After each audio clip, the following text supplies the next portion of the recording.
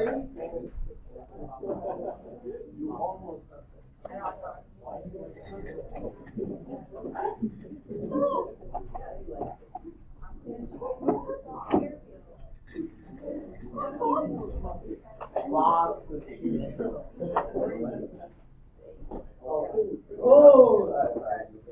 you guys ready to go?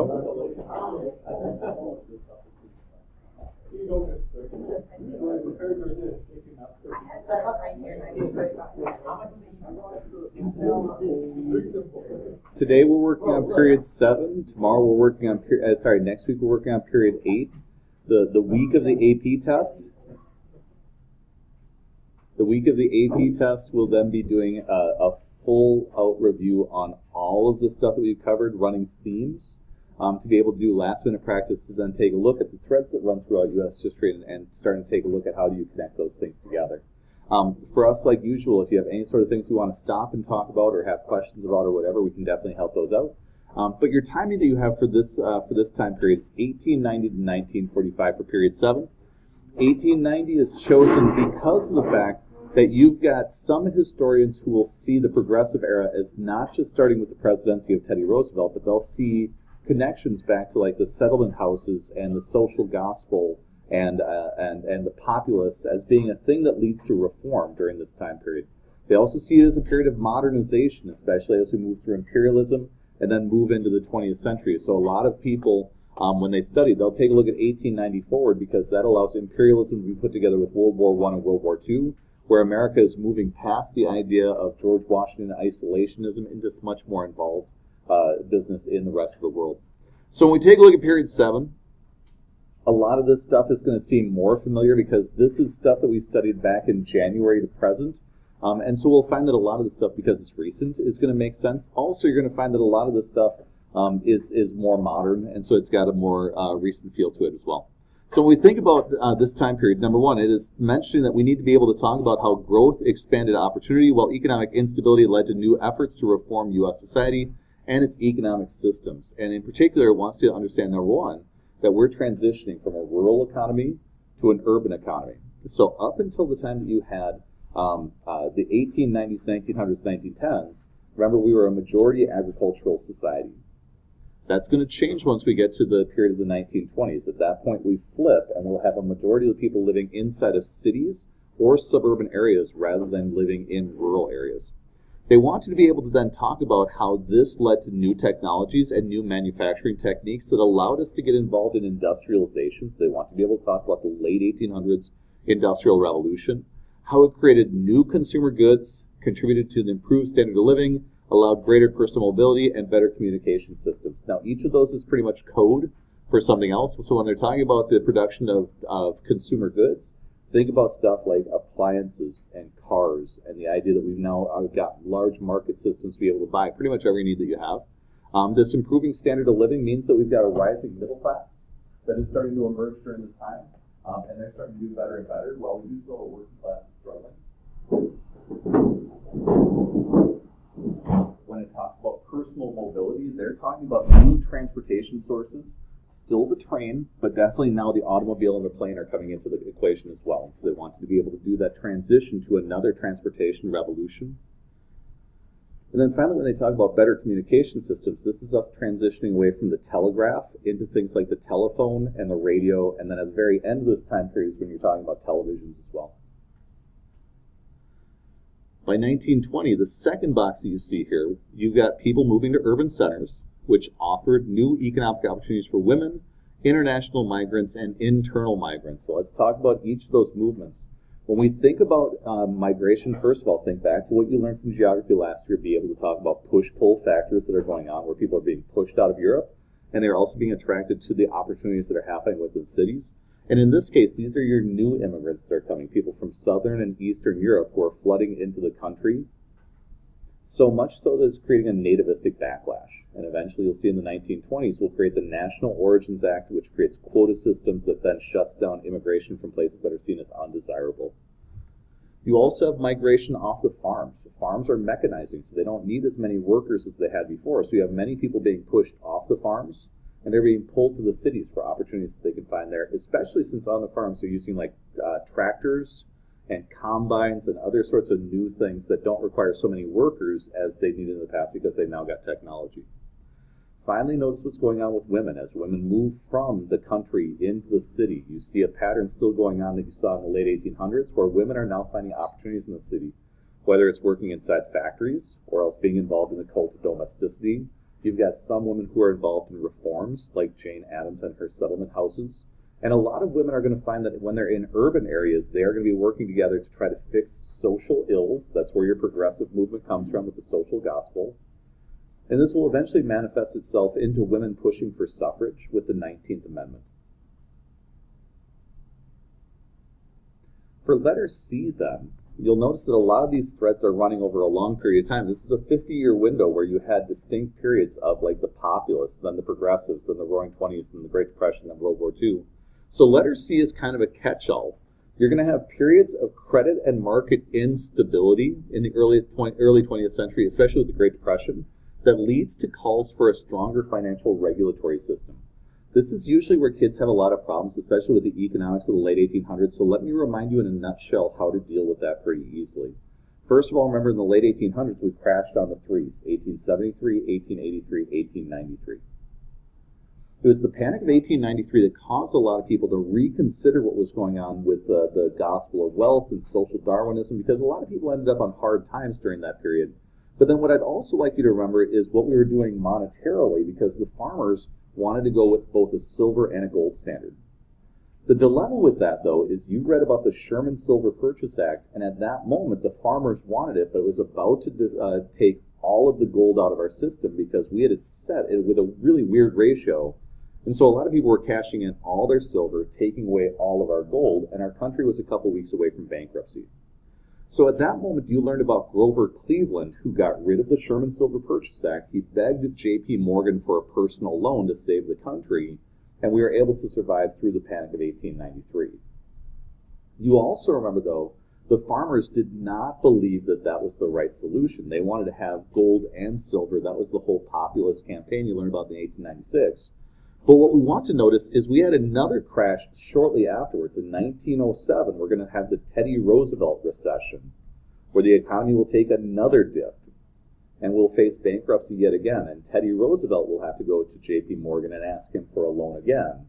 And there's a feeling that that's the wrong way to deal with economic crashes, that we're going to have somebody who's fantastically rich, and America's going to depend on this person to bail us out when he feels like it, but who also has the possibility to say no and allow us to go into bankruptcy if he wants to. So if you could, please remember during Woodrow Wilson's presidency, all of that stuff had an impact on him, and that's where he ends up creating the Federal Reserve. So your Federal Reserve is created after those two near misses where J.P. Morgan saves America, and we're going to create a central bank that is going to be involved with the idea that there's going to be a backstop for our financial systems.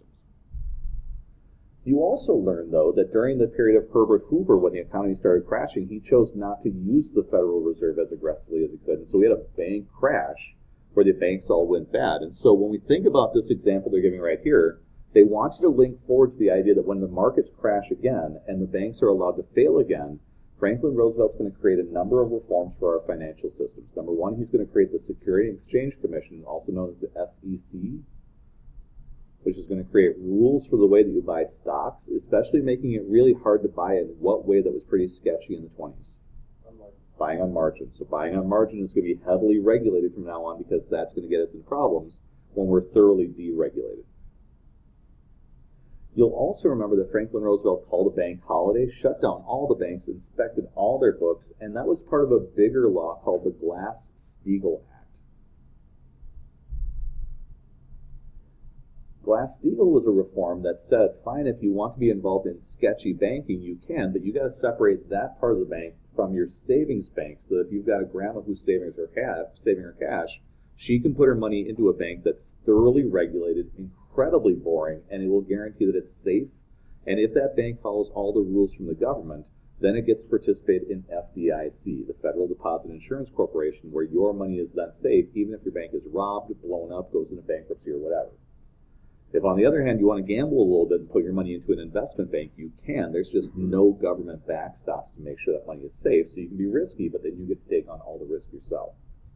So that's what they're trying to lead you through. And in this little box right here, there's a lot of really complicated economic stuff that's going on. So is there anything that I gave to you guys that was confusing that you want to have recovered before we move past this? Go ahead. Yep. Federal Reserve was a bank that was created as a central bank for the United States, where member banks get to then participate in the Federal Reserve system, where if we have an economic downturn, you can then go to the Federal Reserve for a really low interest rate loan that will then keep your bank from going bankrupt when a panic happens. And then after the panic passes, you can then return the money to the bank, which you borrowed for very low interest rates. And so it's a way to make sure that we don't end up collapsing all of our banks when the economy crashes. Anybody else have questions about this box before we move on? It is pretty tricky. Sweet, let's move on then. Your next section is talking about the Progressive Era. The Progressives during this time period responded to political corruption, economic instability, and social concerns by calling for greater government action and other political and social measures. What I would like you to notice is in this area, the phrase I would use is reform. If I was going to analyze what you'd get for like an essay question for the Progressives, one of the easy ones you can anticipate is a compare-contrast essay question between this and the New Deal of FDR. And the thing that makes them similar is they're both dealing with reform. The thing that makes them different, FDR is dealing with a massive economic crash, so he also rolls in relief and recovery programs that aren't needed during the Progressive Era because we aren't dealing with a gigantic, massive crash. So first of all, Box A mentions to you the Progressive Era journalists. These are known as your muckrakers. They're exposing political corruption, social injustice, economic inequality.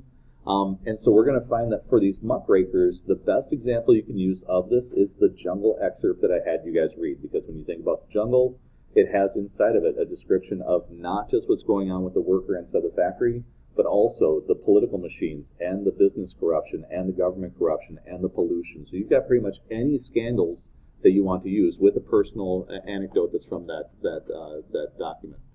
Notice also, though, that these reformers are typically middle to upper income. They're typically college educated, and a lot of them are women. And many of them are working to affect change inside the cities and among immigrants. When you think about the Progressive Era is very much what is opposed by the neoconservatives that you are learning about now as we move into the 1980s. Because with the Progressives, they believe that the government is not inherently bad, and in fact, government is good for doing things for the people that they cannot do for themselves. And the Progressives also have an elitist viewpoint that the reason why bad things happen is not because of evil, but because of a lack of intelligence and a lack of knowledge. And so there is an elitism that's going on with them, where they want to use expertise and strategy and college education to try to figure out ways to get past the problems they have. So in this box right here, they're talking about how there's local change taking place. So let me help you out with a few of those. That's where you have Jane Addams and her settlement houses. You also learned about the Galveston hurricane in Galveston, Texas in 1900, where when that city got cleaned out, they started using city planners and city councils to make sure they weren't being grafted out of their money, but instead they were able to actually rebuild quickly. I also highlighted for you how you should be able to talk about state reforms, whether that's Granger laws like Munn versus Illinois and the Wabash cases where you've got states trying to regulate railroads, or in particular I mentioned to you Robert La Follette and the Wisconsin Plan, especially when they're putting into place things like the initiative, the recall, the referendum, direct election of senators, and so on. You've got all of these different things, the private ballot, where at the state level they're starting to do things to try to reform, and then eventually it becomes a national thing. So when you get to box B, that's where you start talking about Teddy Roosevelt, Taft, and Wilson. It mentions here the Progressives sought federal legislation that they believed would effectively regulate the economy. So let's think about what those regulations look like. Number one, trust busting. Started with the Northern Securities case that Teddy Roosevelt brought against James J. Hill and J.P. Morgan. We're going to find that for Teddy Roosevelt, he believes there are good and bad trusts. Meanwhile, William Howard Taft is just going to start smashing all trusts. Teddy Roosevelt is using the Sherman Antitrust Act, and then Woodrow Wilson will create the later Clayton Antitrust Act to make it even stronger. When it comes to regulating the economy, remember also that Teddy Roosevelt's famous for his Pure Food and Drug Act, Meat Inspection Act, and so they believe that you can step in and regulate the economy that way.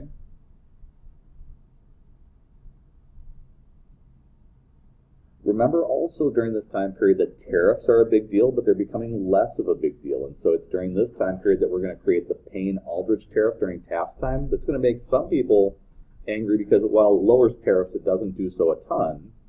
But then you're going to have the Underwood tariff under Woodrow Wilson that severely cuts tariffs while also creating the 16th Amendment that's going to put into place the income tax. And so the idea is we're going to tax the rich with a progressive income tax that taxes rich people at a higher percentage than poor people, while also getting rid of the tariffs. And so you're going to get rid of a regressive tax and create a progressive tax. It also says here that they want to expand democracy. And so this is where you have an amendment to create the direct election of senators. This is also where you have the 19th Amendment being created, where women get suffrage.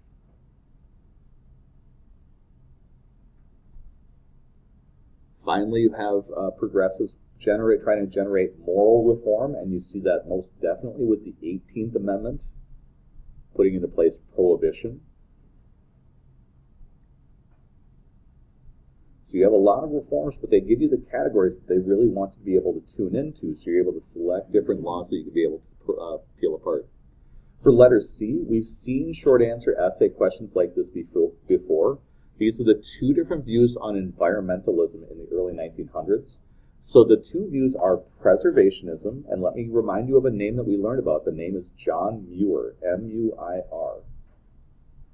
He's the guy who wanted to leave wildlife preserves exactly as they were when Europeans arrived, so they can be untouched and pristine.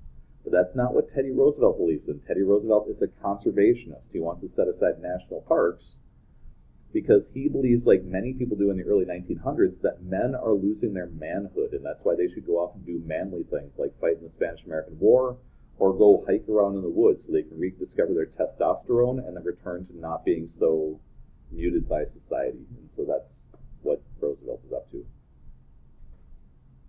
For letter D, when we take a look at what's going on with this time period, you may be asked a question: to what extent did the progressive era bring change or reform inside the United States?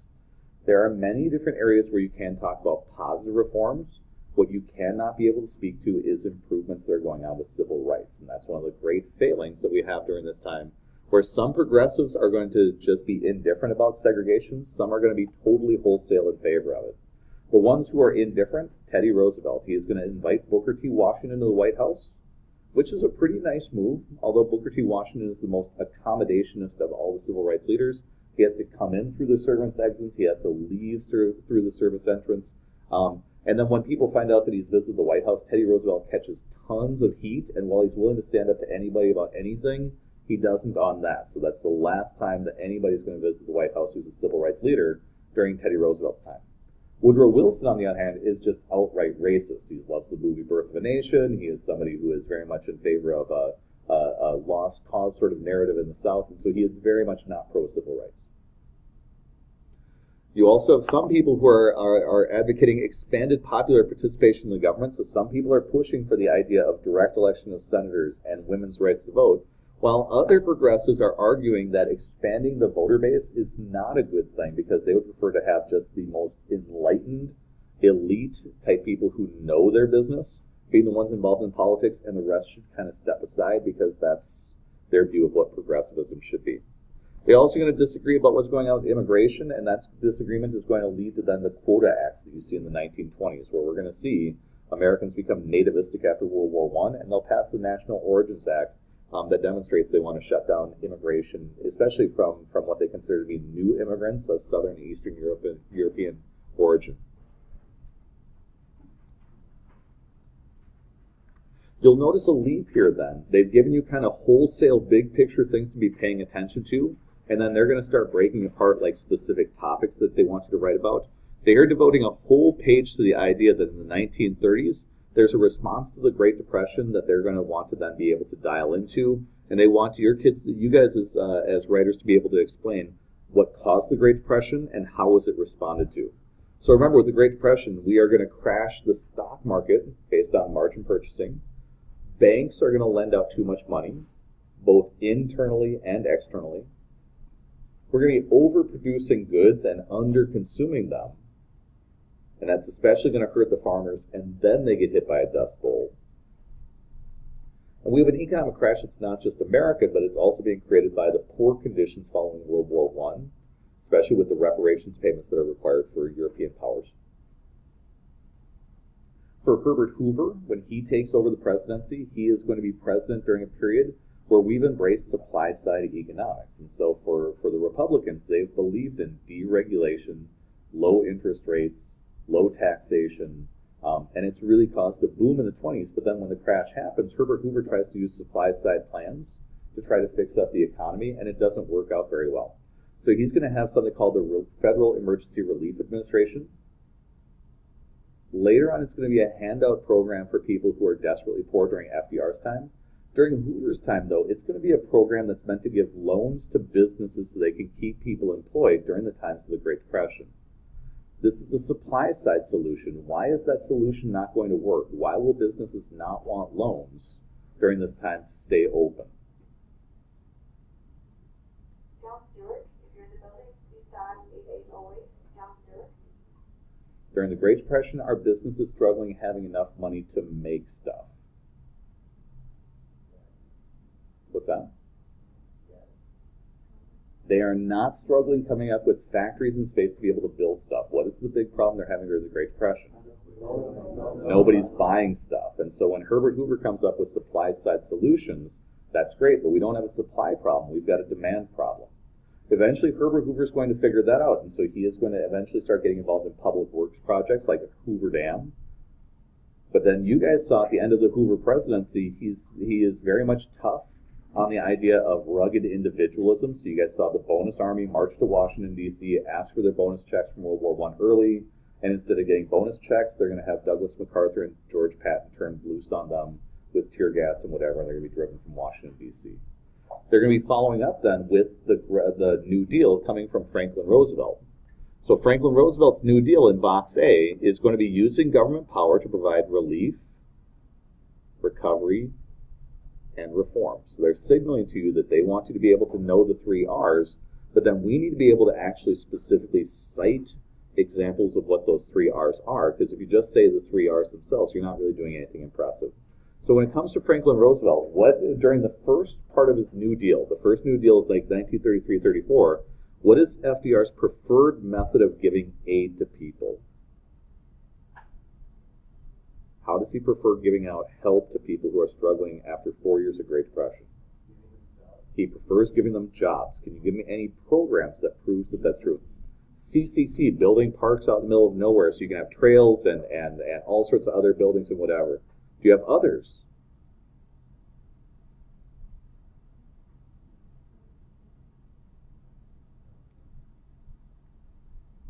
We have the WPA, the Works Progress Administration, followed closely by the PWA, the Public Works Administration, as if the two weren't close enough already.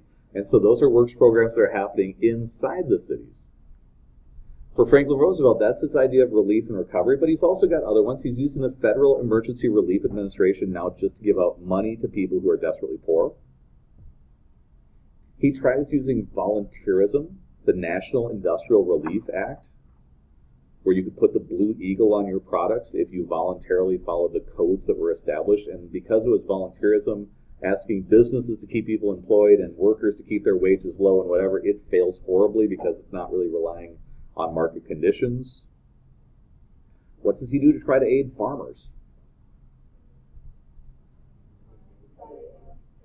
He is going to be buying the surplus, or what he's going to do is he's just going to pay farmers not to farm, to drop the supply of farm goods to drive up the price. What program did that? The AAA, the Agricultural Adjustment Act, absolutely. For Franklin Roosevelt, then, he is going to be putting into place these relief and recovery programs, but then also remember the reforms that are putting into place. So this is your Glass-Steagall Act. This is your FDIC. This is your SEC, the Securities Exchange Commission, for the stock market. So we got a lot of rules that are coming in to reform what caused our crash to happen in the past. We're going to have radical union and populist movements pushing Franklin Roosevelt towards more extensive efforts to change the economic American system. And a lot of the problems that they're having is that Franklin Roosevelt's programs seem to be making a dent in the Great Depression, but it's not fixing it. And this is where you've got your debate that emerges from this time period. For conservatives, they're going to argue that FDR is doing too much right here.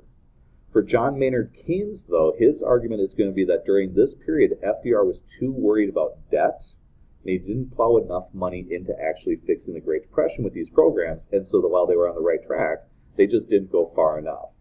What evidence does Keynes use later on to prove that we needed more stimulus? What at the end of this period is going to provide tons of stimulus? World War II, where you have massive amounts of deficit spending to build all of these work programs, and eventually the economy did turn. So for John Maynard Keynes, the proof is that we needed to do more.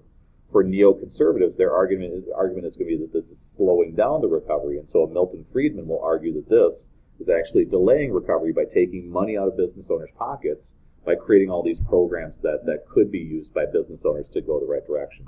So when we talk about radical union or populist movements that are pushing FDR towards more extensive efforts to change the American economic system, you do have your socialists and your communists who are out there who want to see us take more of that sort of turn. You do have unions like A. Philip Randolph leading the Brotherhood of Sleeping Car Porters, and if you remember, he creates the Fair Employment Practices Commission to prevent discrimination inside of workplaces during World War II. You also have three critical people about FDR. Number one, Father Charles Coughlin, the Catholic priest who had a radio show who claimed that it was a Jewish conspiracy of Jewish bankers to control our economic system that crashed the economy. And his argument was that we should nationalize all the banks to make them government property, to take them away from the Jews. Thankfully, people got fed up with his anti-Semitism, and he was largely ignored afterwards, but he had a following. Your second person to notice that's even more so with his radical and populist tones is Huey Long, with his Share Our Wealth program, where he argued that if we tax the rich to the point where once you get to about $16 million worth of income, there will be a 100% income tax on any money above $16 million, and we'll take all of that cash to buy everybody in the United States a car, a house, and a radio, to listen to Huey Long's great ideas. This is definitely smacking of communism, and a lot of people like it because they're now 5-6 years into the Great Depression, and they're fed up with it, so they're radicalizing. The third individual you should notice is Dr. Francis Townsend from California. His plan is to tax rich people, take the money, give $200 checks to all the old people in the United States, and they could not get another check in the next month unless they spent their original $200. This plan will eventually become what is Social Security, so it's going to be modified by FDR to be able to get to that spot. While there are liberals who are wanting FDR to go further, the end of this box is saying there are conservatives in Congress and the Supreme Court who are trying to limit FDR's growth of the government. This is being done by Republicans and Southern Democrats in Congress who are very fearful of debt, and they're very fearful of this idea that communism might be creeping into our country. Bless you. The Supreme Court during this time period, though, is ruling things unconstitutional, like Schechter, the Schechter case, which is also known as the sick chicken case, which was brought to ask the question, what the heck does the federal government have to do with how somebody runs their farms, which is going to help make the National Recovery Act and the AAA unconstitutional. And so FDR's solution is to try to pack the court, which is going to have a backlash against him. If you were asked to write a New Deal essay, one of the things that you can highlight is, for many historians and economists, one of the things that's telling is known as the Roosevelt Recession of 1937. In 1937, FDR is being approached by people who are telling him to become more conservative. They're worried about debt. So they start dialing back on all these New Deal programs, and when they do, the economy takes a dip again because the economy is very much dependent on the stimulus while it's still weakened from the Great Depression. With FDR, what we will find, though, is his New Deal relief and recovery programs are temporary, and that's the way you want to write about this. So the AAA, the CCC, those are all meant to go away after a certain period of time. The only ones that are meant to stick around for a long time are the reforms. And so if you're trying to talk about what's happening in the New Deal, that's the key. Once you find a better job, hopefully then our CCC goes away because you don't need that job. His plan is for Social Security to be forever, the SEC to be forever, FDIC, and so on. And so that's where you want to be focusing. You also want to notice that this is when the Democratic Party reshuffles. So this is known as the Roosevelt Coalition, where you're going to have African Americans and blue-collar workers with both Southern and Northern Democrats all voting for FDR. That coalition will last until 1968, and then you see it fracturing. Although even before then, in 48, with the Dixiecrats, you can see it starting to fall apart. And so it's unified for a while. Civil rights will undermine that movement. Your next page is all about the 1920s. And so I realize this is an odd sort of order, but what they want to be able to do is they want to be able to bridge this with other sorts of trends that are happening throughout. So in the 1890s to the 1945 time period, they want you to notice that during this period, we're going to have new forms of mass media like radio, cinema, eventually TV at the tail end of World War II, that is going to create a homogenous society. So the cultural differences we have are diminishing as our media is able to reach across the entire United States. They would also like you to be able to talk about the Harlem Renaissance. With internal migration, we have African Americans clustering in the northern cities in World War I and World War II, and that leads to a civil rights movement eventually as African Americans can work with one another. Very similar to how when women moved to the city, they were able to do the same with suffrage in the late 1800s. You'll also notice with letter C, there is a fear about what's happening in the rest of the world. So with World War I, you'll learn about the Espionage and Sedition Acts, with fear that there are spies everywhere, especially communist spies. And so after World War I is done, you have a Red Scare. You have a Red Summer of Hate. You have a crackdown inside the United States on things like labor unions and immigrant groups. You're going to have a nativistic backlash about immigration with the Quota Acts. And then eventually this will extend further into what you see with like Japanese internment during World War II and other sorts of discrimination that continues. In the 1920s then, we're having huge debates about gender roles. This is where you talk about flappers and the right of women to vote and that sort of trend. You have a debate over modernism, science, and religion. That's getting into debates like the Scopes trial that was going on during that time period, evolution versus creationism, and morality inside of our society. If morality is still the central focus like we had as people move to the cities, we see that fundamentalism gets weaker inside the cities. We're going to see issues related to race and immigration, especially following the movie Birth of a Nation, where you see a resurgence of the KKK, who hates not just African Americans, but they're also nativistic. How are you guys doing? Do you need more time with this page, or do you have any questions? Sweet.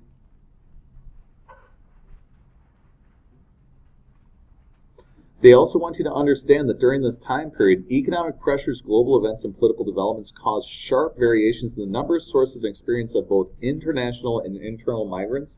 This is where your physical geography class comes in. Push-pull factors. If you remember that from last year and you can use it here, it's going to be very good for you when you're writing this stuff out. So first of all, letter A, we're going to hit our peak of immigration right before World War I, and then following World War I, because of all that nativism, they want to be able to speak to the idea that we're going to have quota acts that are put into place, like the National Origins Act of 1924, that is going to very much slow down immigration from places that are seen as undesirable. Southern and Eastern Europe, but especially Africa, Asia, the Middle East, South America, is definitely going to see the flow of immigrants slow down.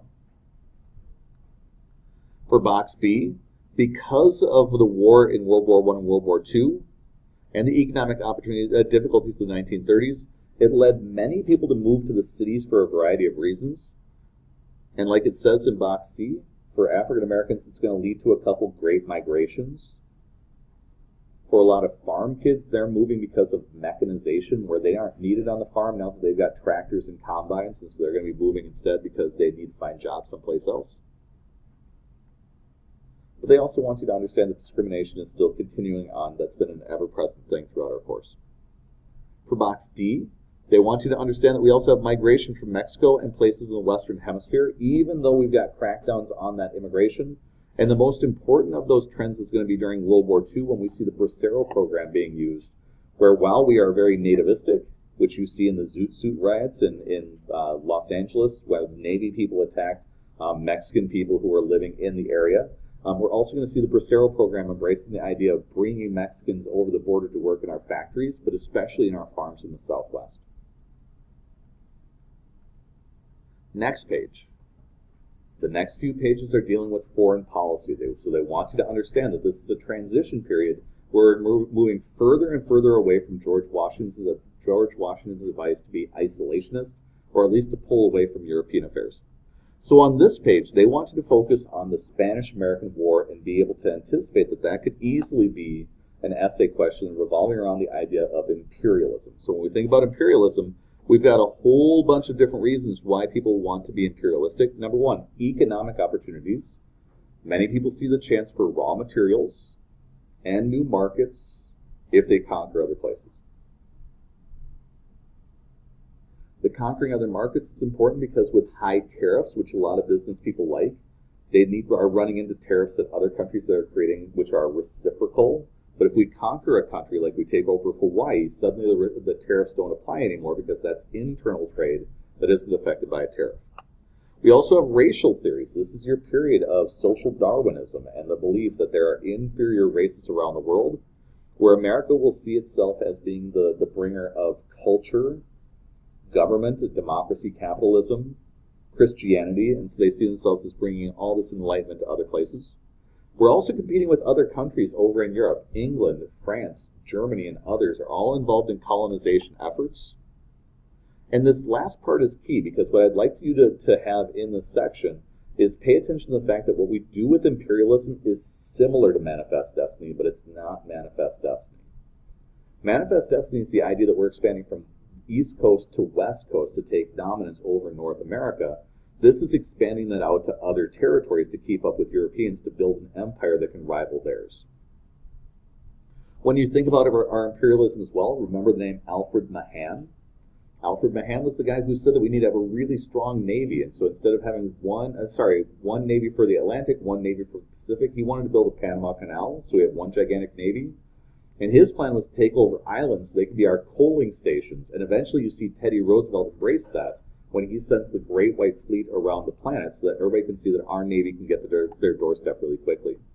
You will notice for box B, they do want you to do a compare-contrast, so you should be able to compare the imperialists to the anti-imperialists and understand that there's a debate going on between the two of them.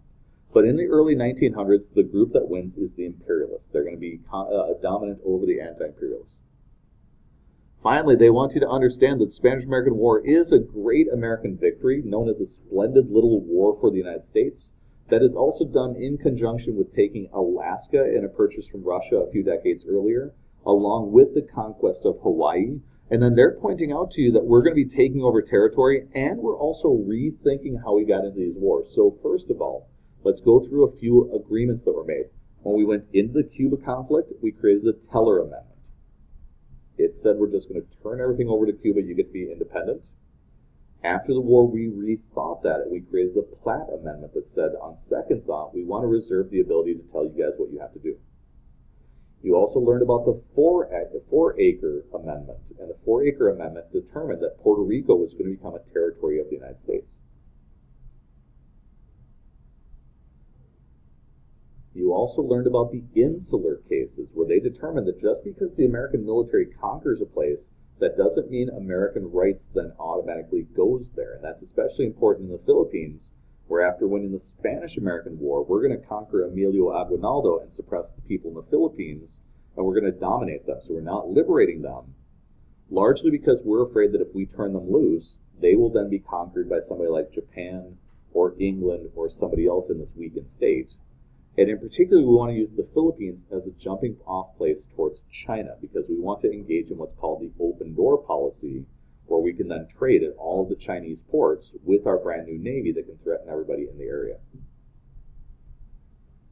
Any questions about imperialism? You guys doing okay? Sweet.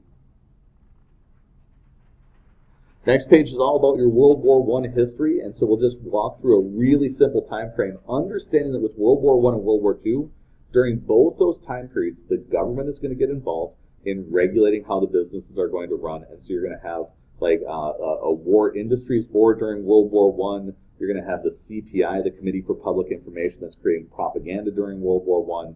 So the government is going to be heavily involved in regulating the economy to try to get as many weapons out as we can possibly get done. Remember these dates, though. World War I, 1914 to 1918.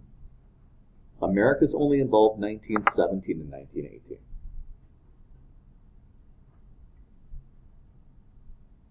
America initially wanted to be out of the war. They wanted to remain neutral, but they wanted to trade with everybody. So we would send boats of supplies to England, boats of supplies to France, and they would get through. But when we would try to go to Germany An English blockade would stop all of our boats, reroute them to England. They would then nicely buy all of the stuff that we had on that boat, send back our boat full of money, and then it would come back to the United States. So we weren't technically trading with Germany, but we were trying. But we weren't really making a big stink about it when we couldn't get through.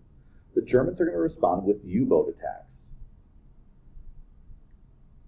Be careful with your chronology then, because for a lot of kids, they will think that the Lusitania attack then got us into World War I. Lusitania is 1915. It's followed closely by an attack on the boat called the Sussex, and afterwards the Germans signed something called the Sussex Pledge. So from 1915 to 1917, the Germans promised to stop attacking our boats, and we remained neutral. In World War I, the key year is 1917. In 1917, Vladimir Lenin stages a revolution and makes Russia communist. At this point, Russia drops out of the war, and Germany takes all of their forces from the east and slams them into France, and that means that they're about to win the war. To make sure they win without American involvement, they're going to resume U-boat attacks, and they're going to issue the Zimmerman Note, trying to get Mexico to attack the United States. It was during this time that you learned Woodrow Wilson was busy chasing around Pancho Villa, and he was really worried about Mexican politics, strictly because he was worried that European powers could come in and influence what he saw as a corrupt government, and this was his proof. And so with the Zimmerman Note, this is seen as a declaration of war, and America will come into the war, and that's what you see in Box B. Even though we engage in very little combat, we are the ones who are able to push things over the edge, stop the German assault, drive them to the bargaining table, and that leads to an armistice or a ceasefire. In Box C, America is going to come to Europe with the idea of the 14 Points Plan, self-determination, no secret treaties, but eventually what we end up with is the Treaty of Versailles, and all Wilson gets is the League of Nations. Instead of being peace without victory, we're going to have a punishment of Germany, and this is going to be the thing that breeds World War II. When Woodrow Wilson comes back home, he is going to run into opposition from Republicans, so we don't even join the League of Nations, and so this is a huge failure when it comes to World War I. And it's going to lead to Harding's election when he claims we need a return to normalcy.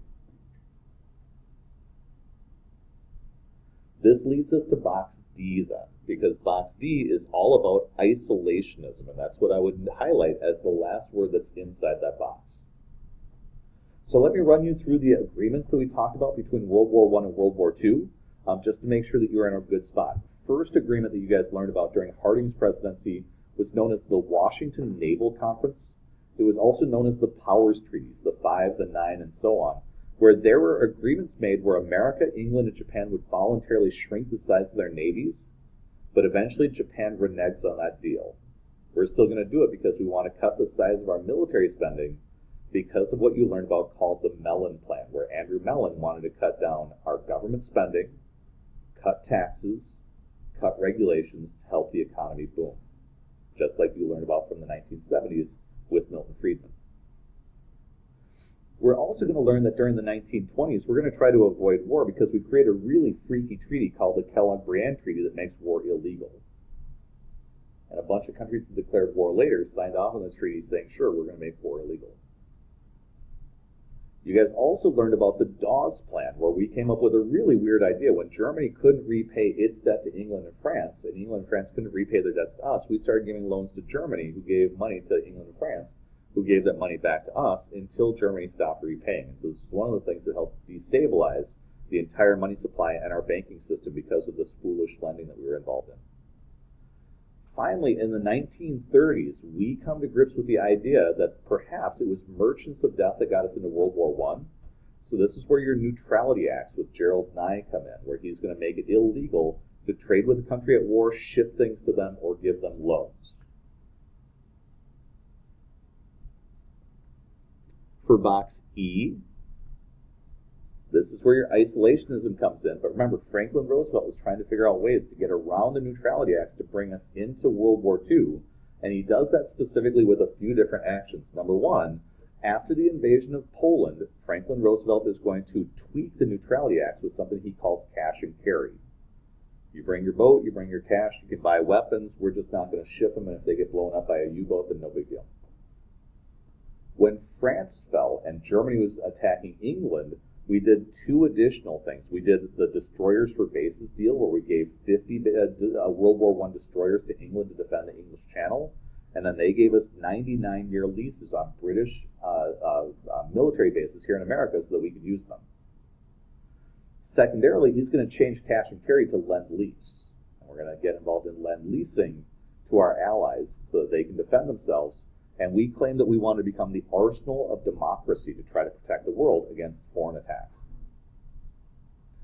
Finally, Pearl Harbor drags us into the war, and that's where we move into the next page, which is how do we fight World War II itself? Please notice in box A, the highlight there should be that this is a battle against fascism. So while it's really good, I mean, it's a good default if you are thinking that we're mad at communism, that's really good. During World War II, that's less of our concern because the enemy of our enemy is our friend. We're friends with Russia, and so we kind of diminish that anti-communism stuff for a little while, and we're instead anti-fascist. We're going to find then that during this war, this is seen as a good war by most Americans because of what you see with concentration camps and Japanese atrocities, especially the way that they're dealing with soldiers. And so we're going to see ourselves as the good guys during World War II, which is what you see in box A. And then in box B, this is where they just want you to be able to tie together a Great Depression essay. So if you're ever asked to write about the New Deal and the Great Depression, they are highlighting for you that you really want to weave in the understanding that World War II is what brought us out of the war, out of the Depression, and explain why. I mean, we just can't overproduce during a war, and we've got maximum employment because anybody who wants a job can find one. And all of those jobs are going to help them create money supplies that people have that will then help create demand. For box C, notice that you've got opportunities that are available for women and minorities. For women, remember, this is going to be Rosie the Riveter, where women are moving into the workplace. For African Americans, they refer to their opportunities as double V for victory, victory over in Europe, and then victory back here over racism. You're going to see a second Great Migration, but then also notice that you're going to have your internment camps, which is seen as a negative legacy of what's going on racially during this time period. They highlight for you, if you're asked about how did America win the war, they give you the example for what the good answer would be. Allied cooperation working with the English and the Russians, especially noticing how Russia stopped the Germans at Stalingrad is a really good thing to put in at that point to understand that it's not just America doing great stuff, but there's others doing stuff too. Technology and scientific advances, which could be radar, sonar, penicillin, new weaponry, the atomic bomb, and the contributions of servicemen and women, especially with women, not just Rosie the Riveter, but working with the WACs and the waves.